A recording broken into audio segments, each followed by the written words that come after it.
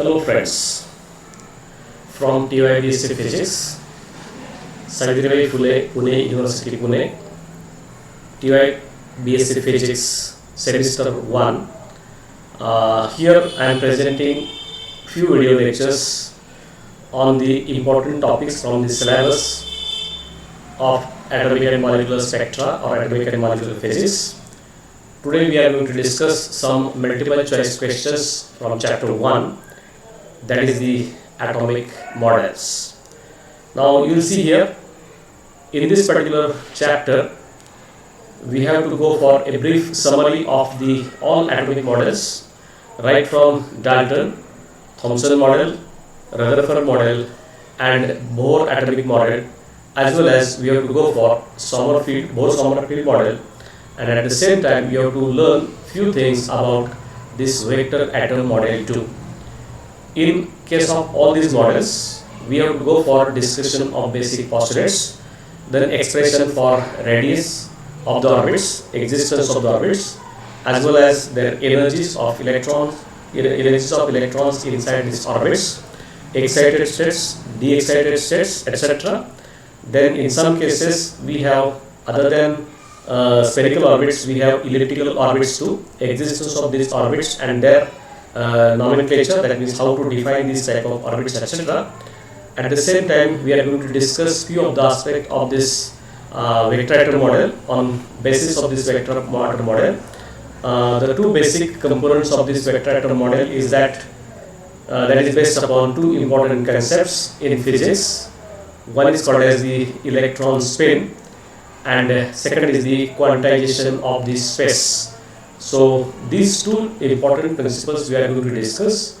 As well, we are going to see some of the questions which are based upon the Frank-Hertz experiment, the experiment which proved the existence of stationary orbits inside an atom. In Bohr atom model, we are going to discuss more things about the spectrum, hydrogen spectrum. So what are the different types of series possible in case of Bohr spectrum, how these series are their origin, that means what are the different number of wavelengths or the wave numbers or the radiations that are emitted under different series, in different series. So what are these radiations, what are they classified, what is their origin, etc. That is what important topics from this chapter number 1. So let's come to these important questions one by one. Question number 1. Dash dash contains the discrete wavelength distributed throughout the spectra and the wavelengths of the lines emitted are characteristics of the elements concerned. As we know, this spectrum of every element is its own signature. That means based upon identification of the spectrum we can identify the element, or in atomic spectra we try to find out the spectrum of the element based upon the structure of the atom, or reverse way, if the spectrum is known we can understand the structure of the given atom. So in that case, in that sense, the question number 1 correct option is this line spectra. So the line spectra contains discrete wavelengths distributed throughout the spectra and the wavelength of the lines emitted are the characteristics of that element. So line spectra is the signature. Okay? So line spectra is signature of an element. Signature of an element. So knowing the spectrum we can understand the structure, or knowing the structure we can go for description of the spectra of an atom. So in that sense line spectra plays a very very important role, vital role, and that's why it is called as signature of that particular atom. Question 2, hence answer is B, correct answer is B. Question 2. The dash dash can be obtained when emitting substance is in the molecular state. Now four options are given. First one is band spectra, option B is the continuous spectra, option C is the line spectra, and option D is the absorption spectra. So in this case, whenever we are having a certain molecular state substance in the molecular state, the spectrum emitted in this case is called as continuous spectrum. So we have to understand there are different types of spectrums. One is called as band spectrum, second is called as line spectrum, third is called as continuous spectrum, and fourth one is called as absorption spectrum. Actually, line spectrum and absorption spectrums are identical, but the band spectrum and continuous spectrums are a bit different. So the correct answer of this question number 2 is the continuous spectra. Number 3, Fraunhofer lines in the continuous spectra of the sun is an example of. So remember, this Fraunhofer lines, that is the when we go for the solar spectrum in sun, so radiations received from the sun, this radiation contains basically some specified spectral lines, and these lines are basically the lines that are emitted by the different components of the content that are contained by the solar gas or the solar atmosphere. It may be hydrogen, sometimes it is helium, sometimes some other higher elements are there, and based upon certain special lines or certain special spectrum is obtained, that is called as Fraunhofer spectrum, and such lines are called as Fraunhofer lines, and therefore it is basically a line spectrum. So Fraunhofer lines in the continuous spectra of the sun is an example of line spectra. So that is another simple example wherein one can understand the interior structure of the sun, as well as what are the different types of elements observed in the sun, inside the sun, what are the different types of reactions, etc.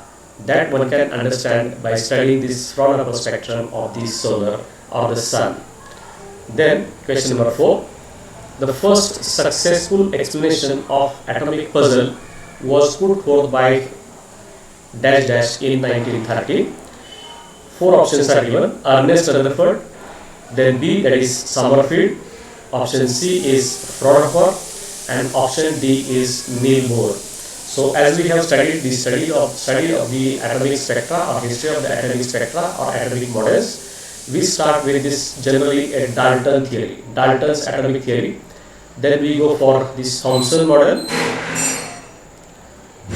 Then we go for, after Thomson, we go for Rutherford model. And finally we come across this Bohr atomic model. Please note, out of this model, Thomson model, Rutherford model, these are certain crude models. They cannot explain the spectrum of the atom. So spectrum of atom could not be explained by these models, as well as some of the properties of the nucleus or some of the properties of particular atoms could not be defined by these models. But no problem, this was the beginning. So story of this atomic model starts with the Dalton, and the successful explanation of hydrogen spectrum was first given by Bohr in 1913, and therefore correct answer of this answer, question number 4, is D, Neil Bohr. So Neil Bohr, he used some of the concept from the quantum mechanics as well as some of the concept from the Rutherford atomic model, and based upon that he showed that there exists a stable nucleus and there is a stable atom. Nucleus consists of the net positive charge, whereas electrons are revolving some stationary orbit, either circular or elliptical orbit. Some stationary orbits are there, and this is how this particular picture of electrons that are revolving in some fixed orbit, stationary orbit, this was given by Neil Bohr, and he used certain assumptions. Based upon these assumptions, he could very successfully obtain expressions for radius of this electron in a particular orbit, then energy of the electron in the particular orbit, its potential energy, its kinetic energy, its total energy, and using his postulates he showed that spectrum of an atom is nothing but the amount of energy either emitted or absorbed when this electron changes its location from orbit 1 to orbit 2 or orbit 2 to orbit 3 and so on. So whenever electron is absorbing energy, it goes from orbit 1 to orbit 2, so lower orbit to higher orbit, and when it comes from higher orbit to lower orbit, in that case energy is radiated or electromagnetic radiations are radiated by that particular atom. So this particular concept of atomic spectra and the structure of atom, which was very nicely explained by this Bohr model, so it is one of the successful model amongst this, and that's what Niels Bohr is the correct answer of this question number 4. Now there are certain postulates in question number 5. According to Bohr model, the following is not a postulate of this atomic model, his atomic model. So there are 3 important postulates. So let's see one by one. Option A, Electrons revolve around nucleus in selected stationary orbit. This is the first postulate, so this is correct, this is not wrong. We are asked not a postulate. So out of these three statements, which is not a postulate? In stationary orbits, option B, stationary orbits, angular momentum of the electron is quantized. So this is also a correct statement. So this is what we write this expression as mvr is equal to n into h upon twice pi, or n into h cross, where n is this principal quantum number, h is Planck's constant. So orbital angular momentum of an electron in that selected orbit is an integral multiple of h upon twice pi. This is what the second important postulate. And third is, when an electron jumps from one energy level to another, radiation is emitted. So there is the emission of the radiation is possible when this electron comes from higher orbit to lower orbit. So certain amount of energy is radiated, and that is what the third basic postulate of this Bohr model. So all these are the postulates of this particular Bohr model. So these are not wrong statement. Whereas statement D, electrons are free to choose any number of orbits. So this is what one of the wrong postulate. This is not the postulate of this particular Bohr model, and therefore correct answer on this question number 5 is D. So this is what a theoretical question. We can answer these questions very easily once we know or we understand the basic postulates put forth by Bohr for his model or for his atomic model. Then this is what question number 6. It is again directly related to the second postulate of Bohr model. Question number 6. According to Bohr, the condition of stability of a stationary orbit is, okay, dash this condition we have to identify, where this given n is a integer or the number 1, 2, 3, 4, etc. And these are the several conditions we have been given. Option A is mvr, angular momentum, is equal to n into h cross. This is actually h cross. Second is mvr is equal to n plus 1 into h cross. Third is again small m, mv into r is equal to n minus 1 into h cross. And option D is mvr is equal to n square times h cross. So out of that, as we have already seen, this is what the second postulate of this Bohr theory, and that shows you angular momentum. So angular momentum of an orbit or electron in an orbit, momentum of an electron in an orbit is quantized. That means when an electron is supposed to travel in a particular orbit or revolve in a particular orbit, angular momentum of such an electron must be an integral multiple of this h cross. That is called as reduced Planck's constant, or that is called as the Planck's constant divided by twice pi. So this is the measure of the angular momentum, quantum of the angular momentum, and n takes only values, selected values like 1, 2, 3, 4, etc. Fractional values are not allowed. That means the orbits for which this n is equal to 1.2, 1.3, 1.5 or any fractional number, such type of orbits are not allowed. So 1 into h cross, this orbit is allowed. 2 into h cross, this orbit is allowed. 3 into h cross, this orbit is allowed, and so on. So these are the allowed orbits, and this is the principle of quantization of angular momentum, where this in the Bohr model, this principle has been taken as the second postulate directly. Then the orbital radii in the Bohr atom can be given by, look at here, there are several expressions. Once we start understanding this particular theory or Bohr atomic model, we can go for its postulates. Based upon the postulates, we can go for energy calculations, as well as we can go for the calculation of radius. We can go for calculation of velocity of electron in an orbit, and based upon this type of understanding, we can go for spectrum of the hydrogen atom. So this is what a theoretical question, and all we know answer of this question is B. Rn, radius of the n orbit is given to be n square into h cross square into epsilon 0. So h is h square, not cross h cross square. H square is Planck's constant square. Epsilon 0 is a constant. N is the quantum number or the principal quantum number or radial number of that orbit. Then pi me into square, pi m into e square. This is the denominator, and this is what the correct answer of this question number 7 is this, and that shows this radius of an orbit is directly proportional to n square. And that's how several questions can be calculated here. I can give r1 is directly proportional to 1 or some constant r0 into 1. Then r2 can be taken to be r0 times, now this is n square, so 2 n is equal to 2, so it is 4. So that gives you r2 is equal to 4 times r1. Okay, so that is r1. I can understand from that. R3 can be calculated, it will be r0 times 3 square, that is 9. So r3 is equal to 9 times r1. And that is how, in case of this Bohr model, the radius of the orbit goes on increasing, which is proportional to to n square. So principal quantum number, as it goes on increasing, this radius of the particular orbit goes on increasing. So this relationship can be understood from this relation, and therefore question number 7, B is the correct answer, given by Rn is equal to n square into h square epsilon 0 divided by pi m e square. All the numbers, other options you have been given, this is simply n, this is not correct. N plus 1, that is also not correct. Root n, which is given here, that is also not correct. And therefore correct answer of this question number 7 is B. Then similar expression here, the electron energy En is given in terms of the orbital radius Rn as. Now remember, here this En is inversely proportional to n square.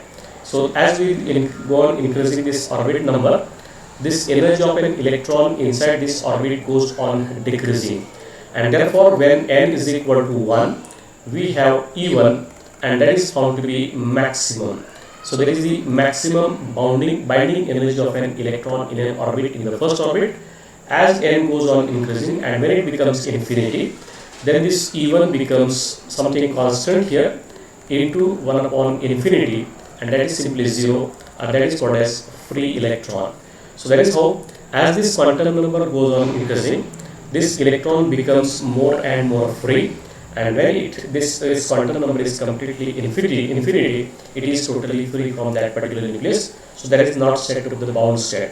So as long as electron is in the particular orbit, its energy is given by this type of relationship. So amongst given 4 options, A option is En is equal to me square upon 8 epsilon 0 square, epsilon 0 into h square into 1 upon n. So this dependence is not there. Then En is equal to me square upon 8 epsilon 0 square into h square into n fourth into 1 upon n raised to 4. That dependence is not there. But option C, En is equal to me raised to 4 upon 8 epsilon 0 into h square into 1 upon n square, and therefore this relationship is correct, and C is the correct option of this question number 8. Whereas here this is h cube, this dependence is not seen there, and therefore this is also not a correct option. And that's all for question number 8. The expression between energy and the radius of an electron, or the quantum number of an electron, which is given by En is equal to me into raised to 4th upon 8 epsilon 0 h square into 1 upon n square. Remember, now getting all this, we are not going to ask this particular in question paper or in examination, we will not be asked any derivation. So we have to remember, in case of Bohr atom model, what is the expression for velocity, what is the expression for radius, what is the expression for kinetic energy, potential energy and total energy. And once we understand all these relations and their interrelationship, then it is not difficult to answer the questions based upon this Bohr atomic model. Now question number 9. Total energy of an electron in Bohr atomic radius is, as we have just now seen, this expression we have just now seen, this En is inversely proportional to n square. So that is how, as n goes on increasing, this energy goes on decreasing. That means E1 is equal to some constant into 1 upon 1 square. So that is what it is going to be, maximum binding energy. Then we go for E2, again here some constant into 1 upon 2 square. So this energy is 4 times of maximum energy. So this goes on reducing, and when this n becomes infinity, in that case this En is simply again same constant divided by infinity, and this gives me 0. So that is the free state of the electron. So electron in that state is found to be totally free when this principal quantum number or the orbit number is n are infinity. So if n is equal to infinity, in that case this energy is found to be very less, or it's almost zero. And therefore there are four options: directly proportional to Rn, that is not correct; directly proportional to the square of Rn, that is also not correct; inversely proportional to the Rn, okay, that is one relationship here, and directly proportional to the square root of Rn, so this is also not correct.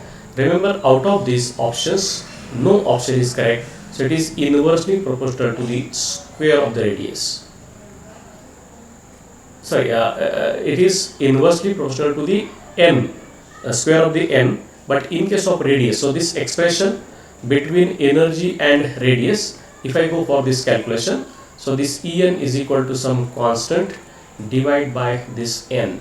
So as this n goes on increasing, this energy, sorry, this is Rn, not n, this is Rn. So as we go on increasing this radius of this orbit, or as we go on increasing this n, Rn goes on increasing, and that's how energy of this electron goes on decreasing. So in terms of principal quantum number, this is the relationship. In terms of this radiation, this relationship is inversely proportional to Rn, and therefore correct option of this question number 9 is C. It is inversely proportional to Rn. So try to understand the relationship of electron's energy and its radius of a particular orbit, as well as electron's energy and its quantum number for a particular stationary radius. So these two relationships are to be remembered, then we will be able to answer questions of this type. Then the question number 10, the energy of an electron in first Bohr orbit is given by, that is what we have just now supposed to calculate. We have to calculate this E1. When we go for all these calculations of this energy, what we have given earlier expression, when we go for this calculation of this energy, it comes to be 13.6 electron volt. Okay, you can do these calculations and that will find, but somehow this answer is found to be negative. So correct answer of this question number 10 is C. E1 is equal to minus 13.6 electron volt. Not the question of this much large energy is not there. Plus 13.6 means it has some additional energy, so that is not a bound state. Bound state is possible only when this energy of the electron is in the negative. That means this is the nucleus and this is the electron in the first orbit. So E1 is negative, and then therefore it is a bound state. That means this electron is bound to this nucleus with this much amount of energy, and that's why it is continuously revolving around the nucleus in a circular orbit or whatever orbit we have been given. So providing external energy 13.6 electron volt, then this electron can be moved from this nucleus and it can be made a free electron. So this is what this particular theory tells you, that the electron inside an atom is in a case of bound state where the energy is negative. That means this much amount of energy is released when this particular atom gets formed, or to break this atom this much amount of energy is required, and that's why minus 13.6 electron volt is the correct answer. So don't try to get confused whether plus 13.6 electron volts or minus 13.6 electron volts. All the numbers given in these options are just same, and here it must be negative. That's why option A, B and D are not correct. Correct option of this question number 10 is, that is C. E1 is equal to minus 13.6 electron volts. So that is to be understood again. Question number 11. In hydrogen atom, the wave number is given by, wave number is nothing but reciprocal of wavelength. Okay? So the wave number is nothing but reciprocal of this wavelength, which is given by these expressions. 1 upon lambda is equal to E1 upon C into H multiplied by 1 upon Ni square minus Nf square. Then B is equal to 1 upon lambda, or nu bar is equal to minus E1 upon Ch into 1 upon Nf minus 1 upon Ni. Okay, not squares are not there. Similarly, it is option C, 1 upon lambda is equal to plus E1 upon Ch into 1 upon Nf square minus 1 upon Ni square. So where this Nf and Ni have their Nf means the final quantum number. That means when this electron is in this is our quantum number 1, ground state. this is n equal to 2, n equal to 3, like this. So this is nf and this is ni. So the expression for, in this case, nf is this is final and this is ni I am taking. So initially electron was here. When it goes from n equal to 3 to n equal to 1, in that case I can write ni is equal to 1, so square of that, and nf square is the square of 3. So making this calculation, you will find that always this 1 upon ni square is going to be 1 upon nf square is going to be more than this, and therefore we must have this wave number to be positive. So this option C and option D, these looks just same, but here the positive, it must be a positive number, and therefore it is 1 upon nf square minus 1 upon ni square.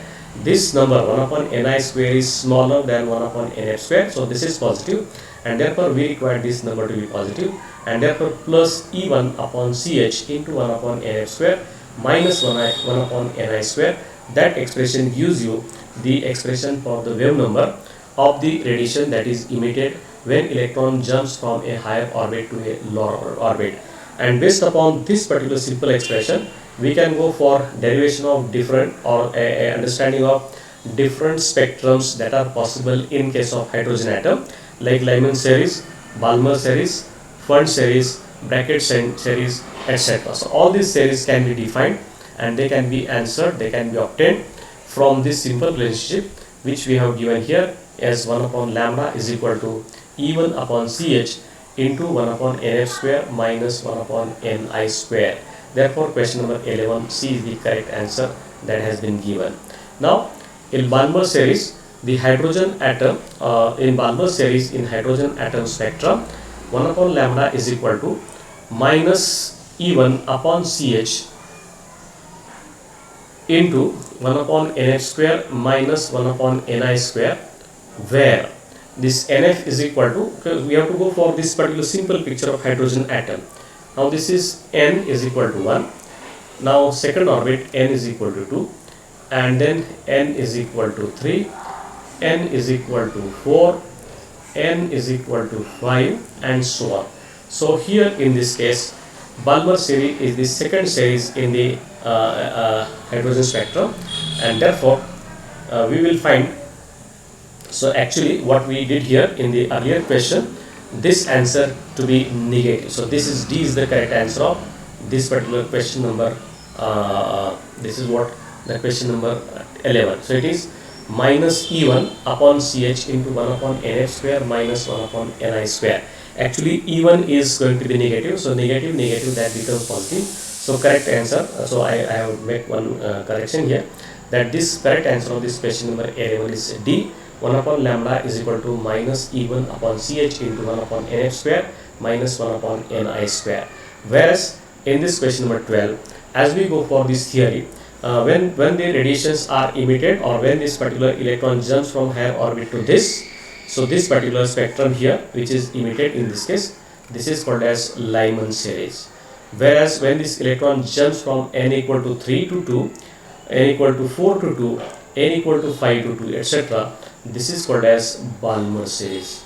And therefore initial n can be 3, 4, 5 and final n must be 2 in case of Balmer series, and therefore out of given options, E is equal to nf is equal to 1 and ni is equal to 2, 3, 4, etc., this is the Lyman series as we know. Then n is equal to 2 and ni is equal to 3, 4, 5, this is what our Balmer series. So this is the correct answer of this question number 12, as nf is equal to 2 and ni is equal to 3, 4, 5. When we go for nf is equal to 3 and ni is equal to 4, 5, 6, for this type of transitions here, now this is another series that is called as bracket series, Pfund series, and so on. So here, and naturally this option D, where nf is taken to be 0, so this is never allowed in quantum mechanics or in physics, atomic physics. Nf must have at least its value to be equal to 1, and therefore this option is not at all applicable, and therefore correct option of this question number 12 is B.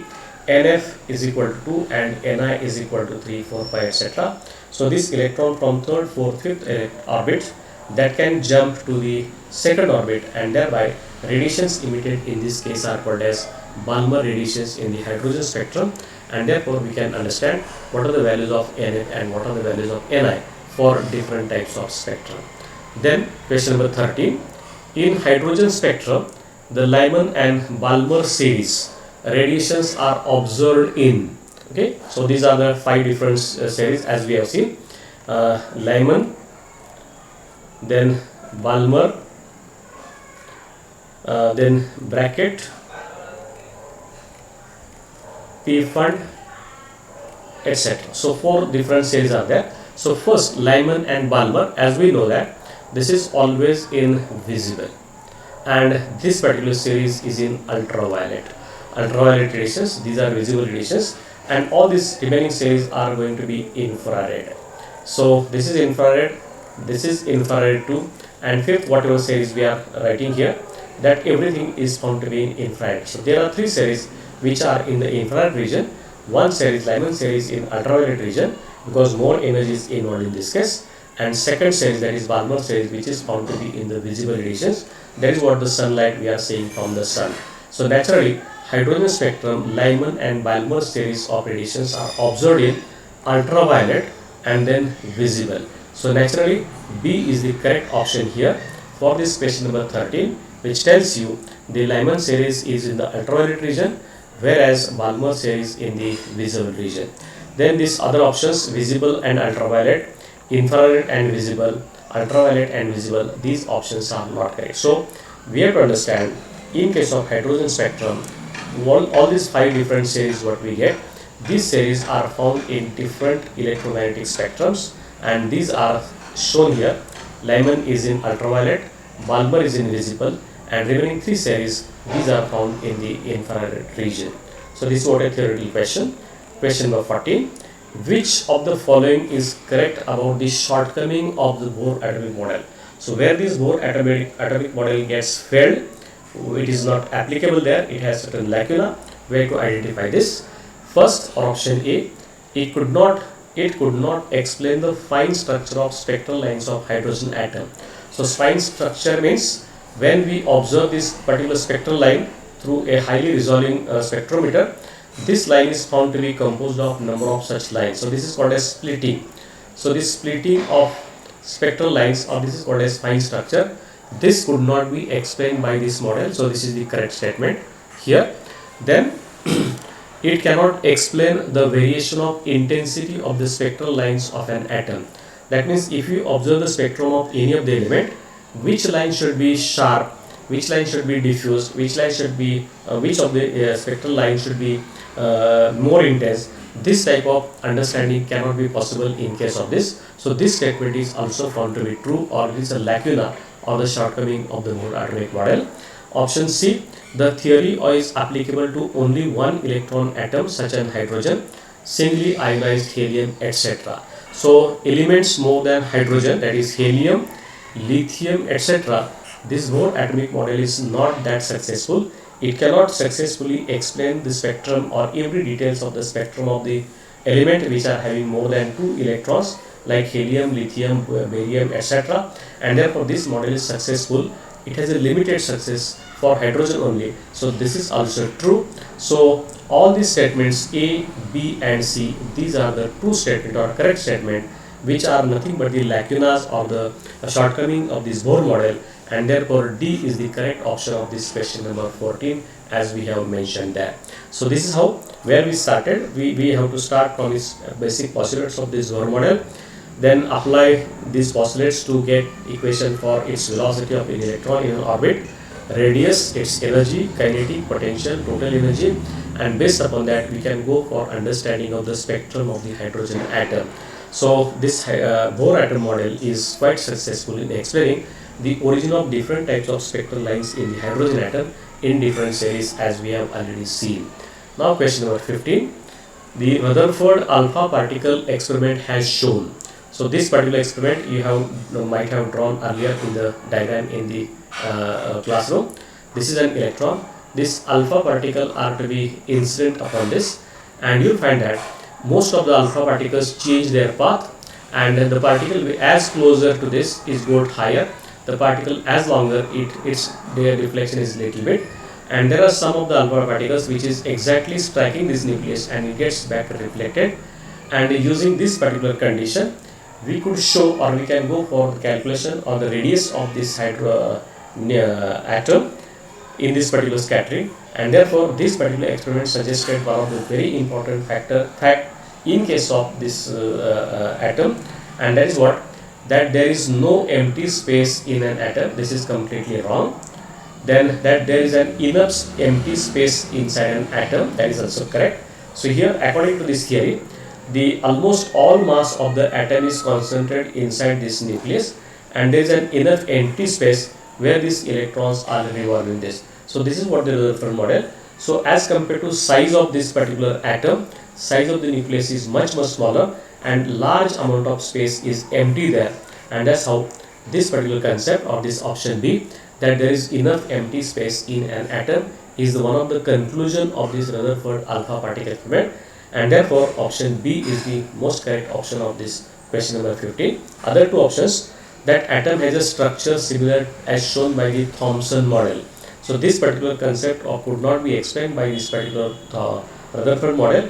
Rutherford showed that most of the mass of this atom is concentrated in the nucleus, and electrons are revolving around the nucleus, not stationary orbit, or that concept was not there. They are just revolving around the nucleus, or they are around the nucleus. So stationary model of this atom could not be explained by this Rutherford model, and therefore whatever Thomson model or Thomson's idea of this atomic structure, this was not supported by this Rutherford. So this is also not applicable, and we cannot predict anything about an atom. This is also a wrong statement, because we have predicted, this experiment has predicted that in an atom enough empty space is there. Almost all mass, more than 99% of the mass of the new atom is concentrated in the nucleus, and very small amount of mass is in the form of electrons, that is outside of this particular nucleus, and that is how first idea of the atomic nucleus was given by this Rutherford experiment, and that's how option B is the most appropriate or correct option for this question number 15. Now question number 16. Bohr modified Rutherford atomic model by using, okay, so this the concept of the nucleus, and this is the nucleus and the electrons here, okay, so this electrons, this was the concept given by Rutherford. Further, Bohr used this concept, this particular model, that this nucleus is there, heavy nucleus is there having positive charge, and the electrons there here, these electrons are revolving around a stationary circular orbits. By choosing these orbits are such that they have to obey this principle. Angular momentum of electron in that orbit must be an integral multiple of this h cross. This is a quantum principle or quantization. So that shows the angular momentum of an orbit must be an integral multiple of h cross. So fractional value of angular momentum are not possible, and this is what called as a quantum mechanics principle, and that is how Bohr modified Rutherford atomic model by using, not by Planck's quantum theory. Okay, sorry, this is by Planck's quantum theory. This is what Planck's quantum theory, angular momentum is quantized. Maxwell's electromagnetic theory, this is not applicable here. So this is the correct answer. De Broglie's matter waves theory, this is also not applicable here. It came later on after this Bohr atomic model. And Einstein theory of relativity, which is completely irrelevant in this case. So correct option of this question number 16 is A. It uses this Planck's quantum theory to introduce the idea of the stationary orbits, and based upon that it could successfully explain the structure of the atom, and it could give explanation of the spectrum of a hydrogen atom very nicely, and that's why question number 16 correct answer is Planck's quantum theory. Then this again repeated question. In Balmer series, this wave number nu bar, or sometimes 1 upon lambda, that is the reciprocal of the wavelength, that is given by nu bar is equal to, this is nu bar is equal to r times, that is called as Rydberg constant. This constant has a particular constant value, we can get it from our textbook. So Rydberg constant r into 1 upon n square minus 1 upon m square for h alpha and h beta line. So we have to just go for this, that means when h alpha line is observed, when h beta line is observed. Now when in this case when n is equal to 3 and m is equal to 2. Then option B is n is equal to 2 and m is equal to 3. C is option n is equal to 2 and m is equal to 2. So this transition is not going to give any radiation. N is equal to 3 and m is equal to 3, that also not going to give certain radiation transition here. N equal to 3, that means initial is in higher state and final state is the somewhat less than that. This is also not valid. So B is the correct option. N equal to 2 and m is equal to 3. So the H alpha or H beta line, basically H alpha line is observed in Balmer series when n is equal to 3. That means electron jumps from n equal to 3 state to n is equal to 2 state, and that is this transition gives you first line, that is called as H alpha line. H beta line is observed when this electron jumps from n equal to 4 to n equal to 2, and this is what H beta line in case of this this particular Balmer series. So here in this question, actually I would have given n is equal to 2 and m is equal to 3 and 4. Then option B would have been correct for this question number 17. Now question 18. In Bohr-Sommerfeld orbits, we have to consider only circular orbits, only elliptical orbits, circular and elliptical orbits, and none of these. This is what the basic difference between Bohr model and Bohr-Sommerfeld model. In Bohr model, this is the nucleus. Electron is supposed to revolve around the orbits which are exactly circular, whereas in case of this Bohr-Sommerfeld model, here there is an electron nucleus, and the electron can be in circular orbit as well as there can be this type of elliptical orbits are possible. So this circular and elliptical orbits, this is the basic difference between the Bohr model and the Bohr-Sommerfeld model. So Bohr-Sommerfeld model consists of circular as well as elliptical orbits, and therefore question number 18, correct option is C, that is circular and elliptical orbits. Question number 19, the main two aspects of the vector atom model. Okay, so after this Bohr model and Bohr-Sommerfeld model, people, the scientists developed this type of model which is called as vector atom model, which is said to be one of the most successful model of this atomic theory, or in case of atomic structure, this model can give every explanation or every structure of each and every nucleus and its spectrum. And therefore the two basic concepts of this vector atom model is that there is first concept which is called as concept of the space quantization. So space is quantized, that means all the orbits are not possible, certain selected orientations of the orbits are possible, and that's how this is called the concept of the space quantization.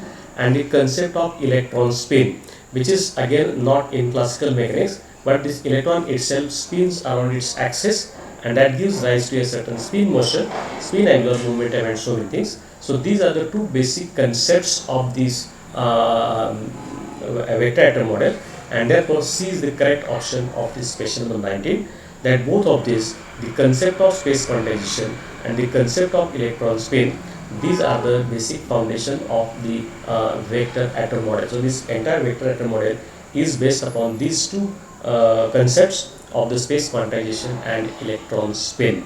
So electron spin, it is a quantum spin, or that electron is not actually revolving around its axis, but quantum mechanically it has been given some intrinsic spin motion which gives rise to a certain spin angular momentum, and that's why such a spin is called as electron spin or quantum spin of an electron. So that is to be understood when we go for actual picture of this.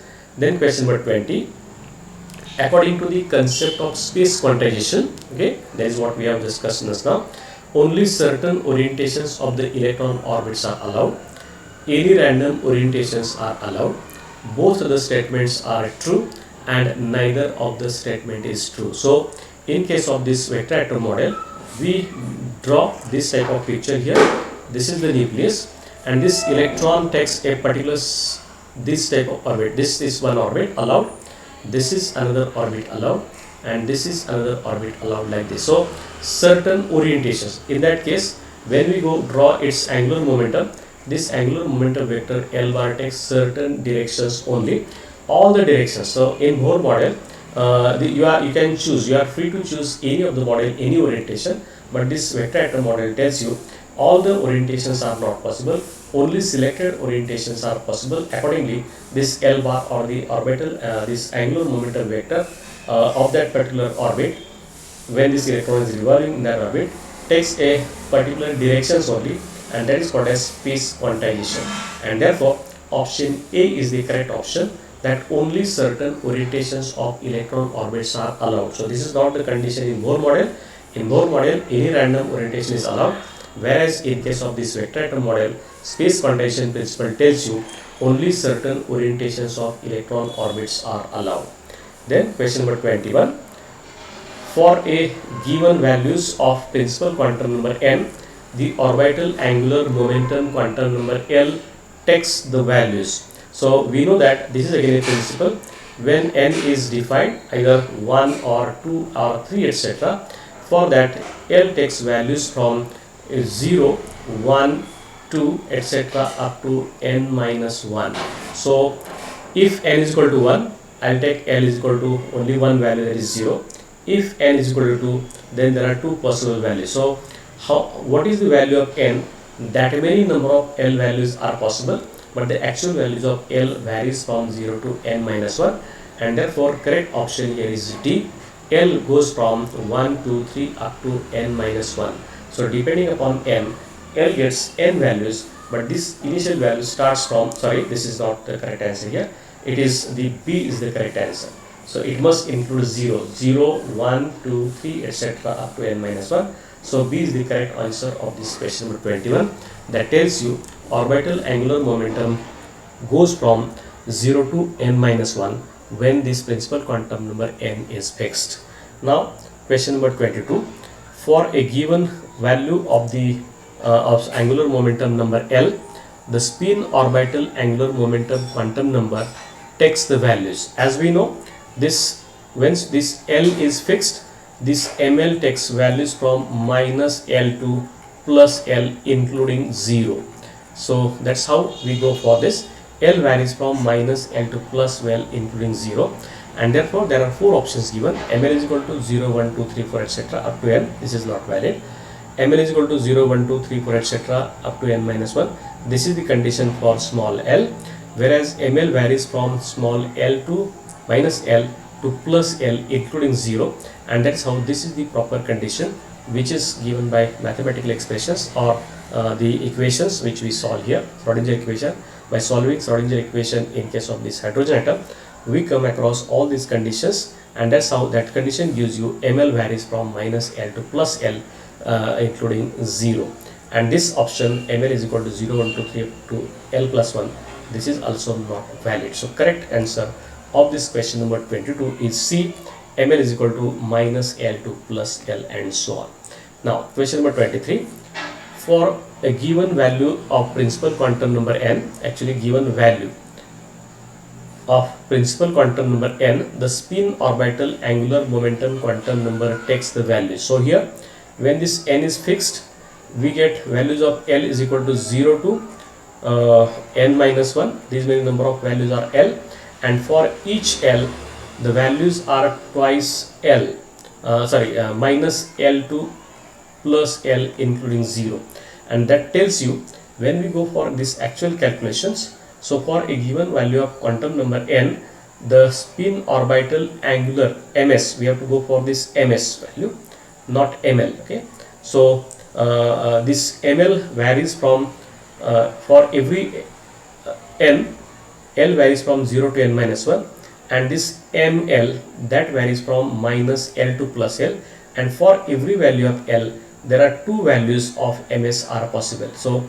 either it is plus half and minus half and so on like this, and therefore we get this particular calculation to be twice L plus 1. So this particular number gives you total number of spin angular moment quantum numbers possible in a case when n is specified. If n is specified, we can get L. For HL, there are two possible values of ML, 2 or 3 possible values of ML, and therefore 2L plus 1, that is the correct answer of this question number 23. So in vector atom model, we come across all these concepts, their values, the conditions etc. over the principal quantum number, orbital quantum number, magnetic quantum number, as well as spin quantum number, and therefore 2 into L plus 1, 2L plus 1, these are the number of states available, and that's how that way quantum number, magnetic spin angular orbital quantum numbers are possible. And therefore correct answer of this particular question is 23 is twice L plus 1. Okay. Then question number 24. According to the quantum mechanics, for a given value of L, the orbital angular momentum is given by, okay, and should not be there, is given by.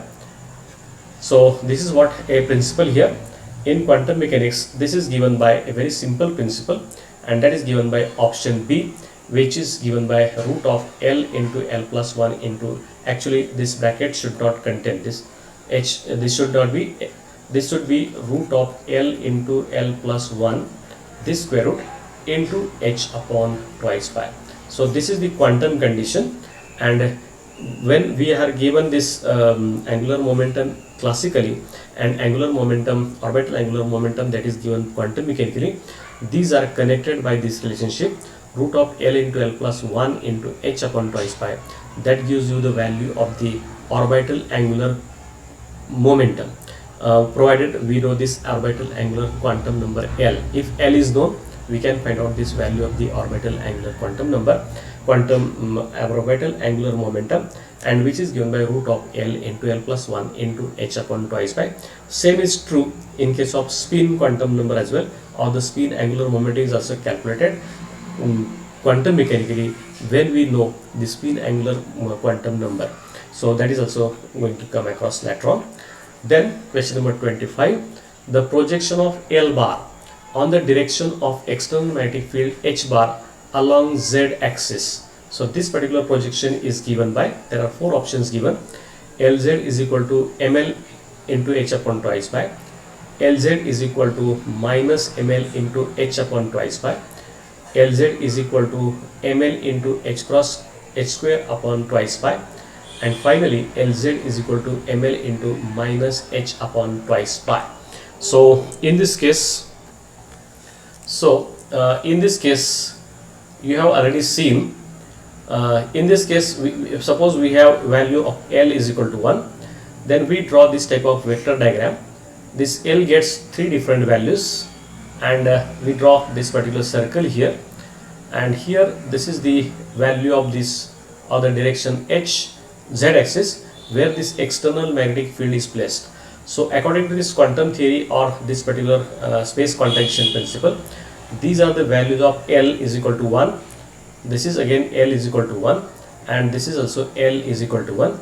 Its projection on the Z axis is to be taken, and this projection is given by this. So here ml is equal to plus 1, projection of this L over this axis or this direction is given to be ml is equal to 0, and similarly projection of this is over here, this is given ml is equal to minus 1.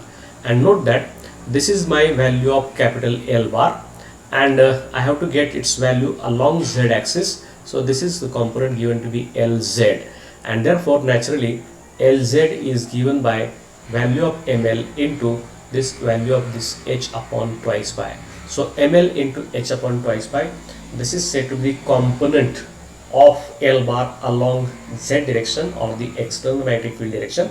That is because the quantization principle tells you this L bar can take only certain orientations such that its projection over this Z axis or in the direction on the capital H or the external magnetic field, that gives you value of ml is equal to plus 1 to minus 1 or 1 0 and plus 1 and minus 1 and 0. Accordingly, this is the condition that gives you the value of the Lz or the component of orbital angular momentum along Z axis, which is given by ml into H upon twice pi. So the question number 25, correct answer is A is equal to Lz into is equal to ml into H upon twice pi. Now question number 26, for orbital angular momentum, orbital quantum number L is equal to 3, the angular momentum L is given by, we have already seen this L is given by this quantum mechanically, it is given by L into L plus 1 into H upon twice pi. So this number is to be calculated. Since we have been given L is equal to 3, I can calculate, this is given by 3 into 3 plus 1 into h upon twice pi. So 3 plus 1 is 4 into 3 is 12. So this is root 12 into h upon twice pi. So knowing the value of orbital angular quantum number, how to get a orbital angular momentum capital L, this is what expression we have to use. So using this expression, I get root 12 into h upon twice pi, and that's why correct option of this question number 26 is C. Then this particular model, question number 27, is again associated with this vector atom model. Dash dash and dash dash, these are the names of the two scientists, proposed the concept of electron spin. So this, for the first time, this particular concept was given by Goldsmith and G. Uhlenbeck. So these are the two scientists who proposed for the first time the concept of electron spin, and then this Bohr-Sommerfeld model and other models and this vector atom model could explain all the properties of atom. So Werner Heisenberg and Einstein, Frank and Hertz, Niels Bohr and Wegener Heisenberg, these are not correct option. So correct option of this question number 27 is A, S. Goldsmith and G. Uhlenbeck. Then question number 28. According to the quantum mechanics, for a given value of spin orbital angular momentum number small s, the spin of an electron is given by, this is again exactly similar what we have seen earlier. This is s into s plus 1 into h upon twice pi. So here also in the expressions whatever you have been given, this square root should not contain this h upon twice pi. It is out of this h upon twice pi, and therefore correct answer of this question number 28 will be B, square root of s into s plus 1 into h upon twice pi. That means its spin angular quantum number is known. We can calculate spin angular momentum by this single expression what we have used for orbital angular momentum.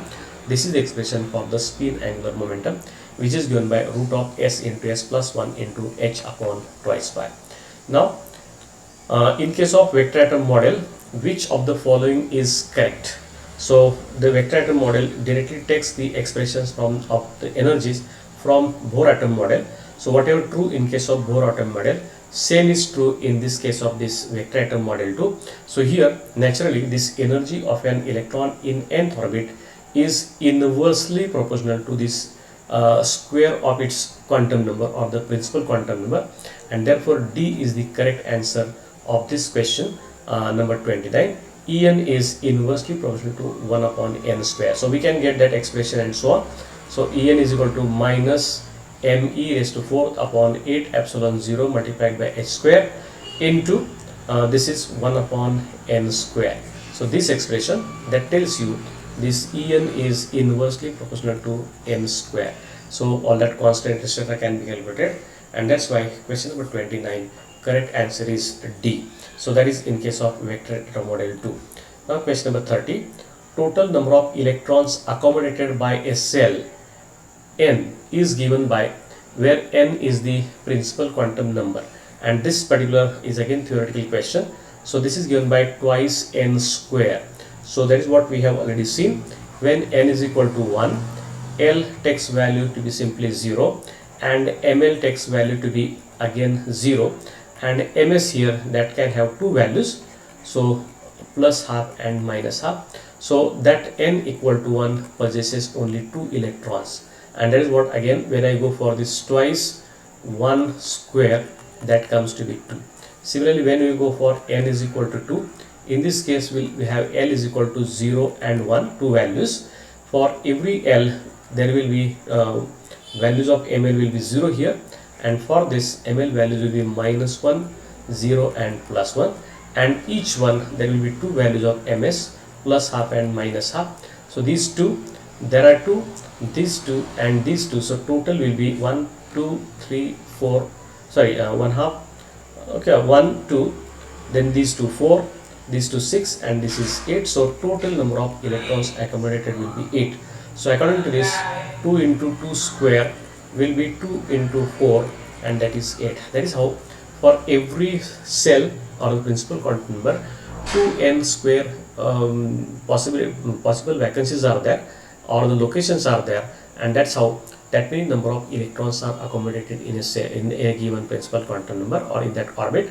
Therefore every orbit contains twice n square number of electrons in a given orbit as per shown by this particular example. Question number 31.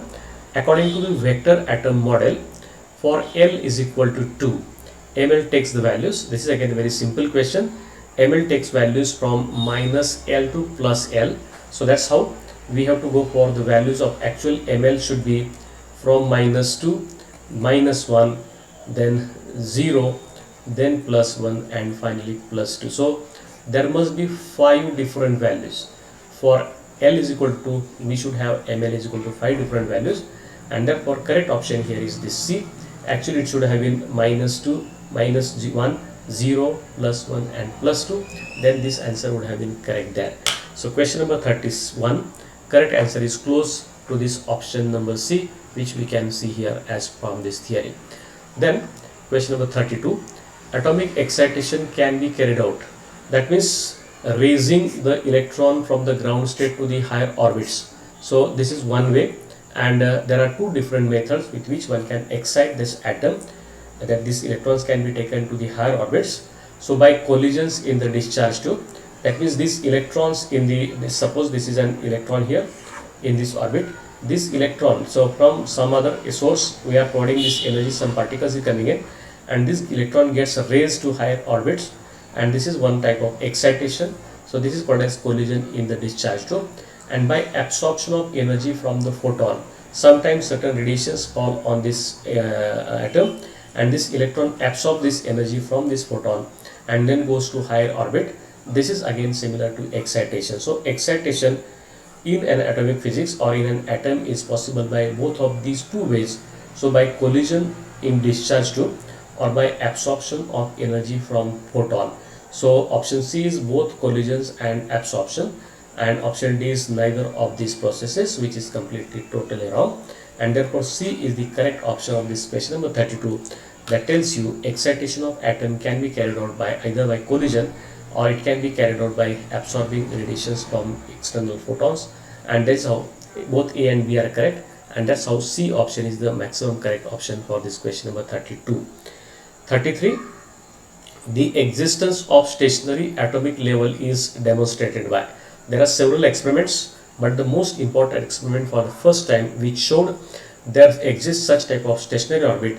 This is what the experiment, which is called as Frank and Hertz experiment. So the Rutherford alpha particle scattering experiment that showed the existence of nucleus inside an atom. Compton scattering experiment is different one.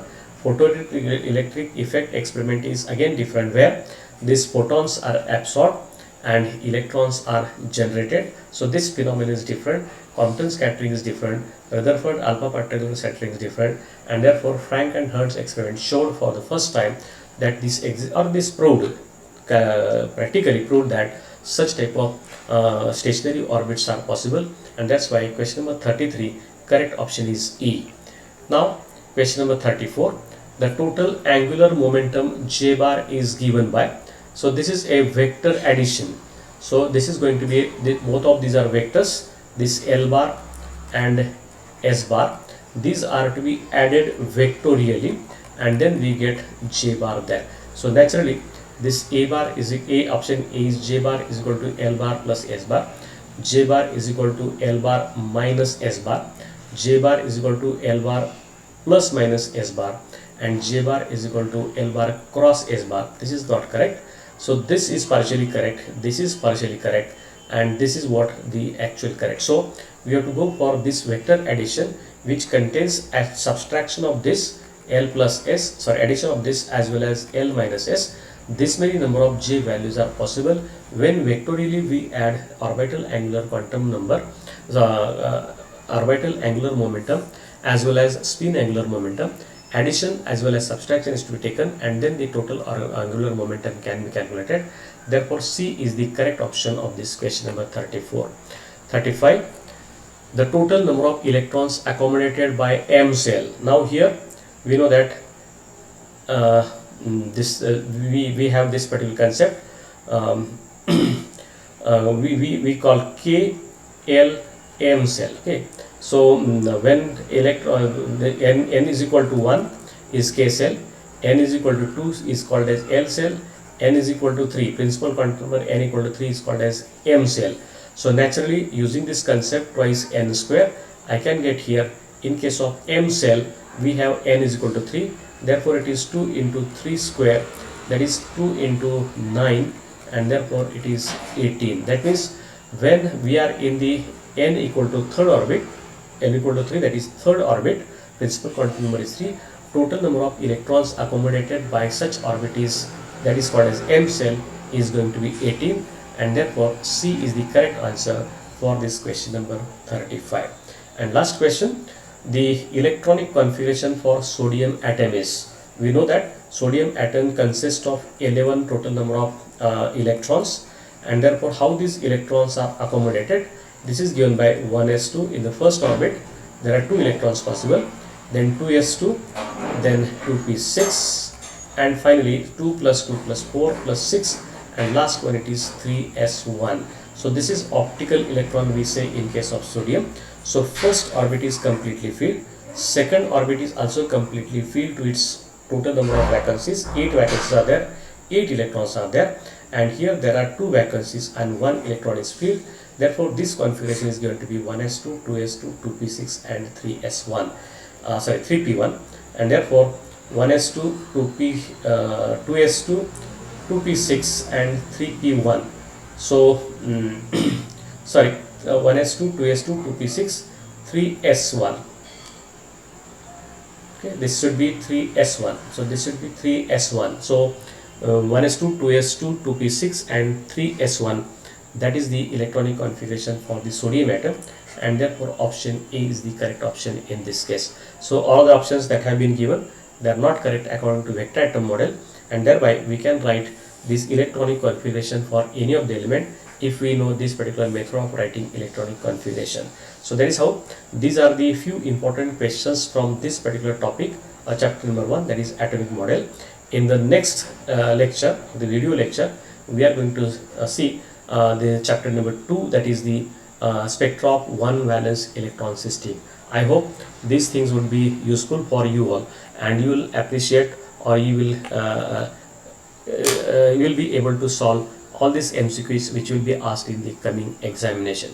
Thank you.